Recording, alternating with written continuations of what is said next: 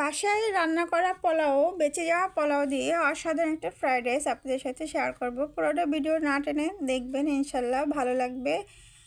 তো আমি এখানে বাসায় ছিল আমার পোলাও বেঁচে যাওয়া, সেখানে এক বক্স পোলাও, এখানে গাজর কুচি আর বাঁধাকপি কুচি, পেঁয়াজের কলি কুচি, কাঁচামরিচ, পেঁয়াজ, খুবই অল্প সাধারণ কিছু উপকরণ বাসায় থাকা। আপনি ইচ্ছা করলে অন্য কোনো সবজিও দিতে পারবেন। তো এখানে আমি কিছুটা মুরগির মাংসের ভিতরে আগে আদা রসুন দিয়ে রেখেছি, এখন শুধু কিছুটা গোলমরিচ দিয়েছি আর কিছুটা সয়া সস অ্যাড করব, দিয়ে এটা মেরিনেশন করে রেখে দেবো কিছুটা সময়ের জন্য। এখানে 1 চা চামচের মতন আন্দাজ করে আমি দিয়েছি।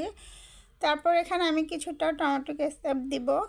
আর আপনারা যদি আরও বেশি ঝাল খেতে চান অবশ্যই আধা চা চামচ লাল মরিচের গুঁড়ো দিয়ে দিবেন। তা আমি লাল মরিচের গুঁড়োটা দিব না, আমি অতটা ঝাল করব না সেজন্য।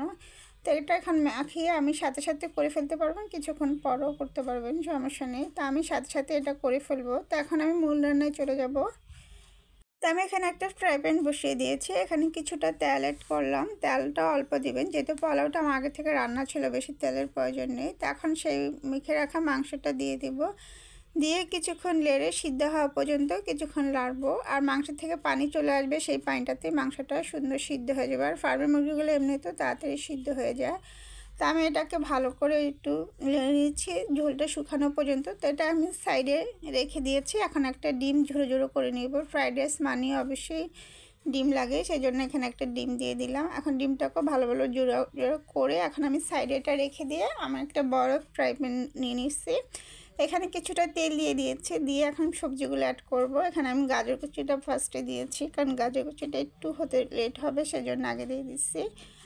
আর এখানে আমি পেঁয়াজের কলি, বাঁধাকপি সব কিছু একসাথে দিয়ে দিলাম, আর সাথে কাঁচামরিচ, পেস্টও অ্যাড করে দিয়েছি। এখানে আমি আর কিছুই অ্যাড করব না, জাস্ট একটু গোলমরিচের গুঁড়া দিব, দিয়ে এই কাজটা অবশ্যই হাই হিটে করবেন।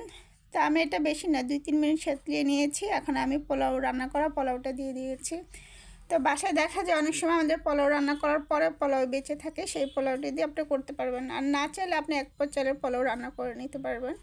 তো এখানে আমি সেই মাংসটা আর ডিমটা ঝুড়াটা দিয়ে দিলাম, দিয়ে এটা এখন ভালো করে লেড়ে কমপ্লিট হয়ে যাবে। এটা আমার রান্না করতে জাস্ট 10 মিনিট লাগছে, অল্প সময়ের ভিতরে সুন্দর একটা রেসিপি হয়ে গেল।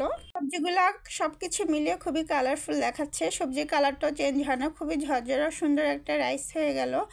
তো অবশ্যই বাসায় থাকা অল্প কিছু উপকরণ দিয়ে এটা আপনি করে ফেলতে পারবেন, খেতেও কিন্তু অসাধারণ হয়েছে। ভালো লাগলে অবশ্যই আমার পেজটাকে লাইক ফলো শেয়ার করে দিবেন। আর ইউটিউব থেকে কেউ দেখে থাকলে অবশ্যই একটা সাবস্ক্রাইব করে দিবেন। আমি সামনে ইনশাল্লাহ আর নতুন কোনো রেসিপি নিয়ে আসবো। তো আমার পোলাওটা দেখেন একদম কমপ্লিট, খুবই সুন্দর হয়েছে, দেখতেও কালারফুল, সবজির কালার কোনো কিছুই চেঞ্জ হয় না, খেতেও খুবই টেস্ট হয়েছে। তো অবশ্যই বাসায় একবার হলে ট্রাই করে দেখবেন। আজকে এই পর্যন্ত, আল্লাহ হাফেজ।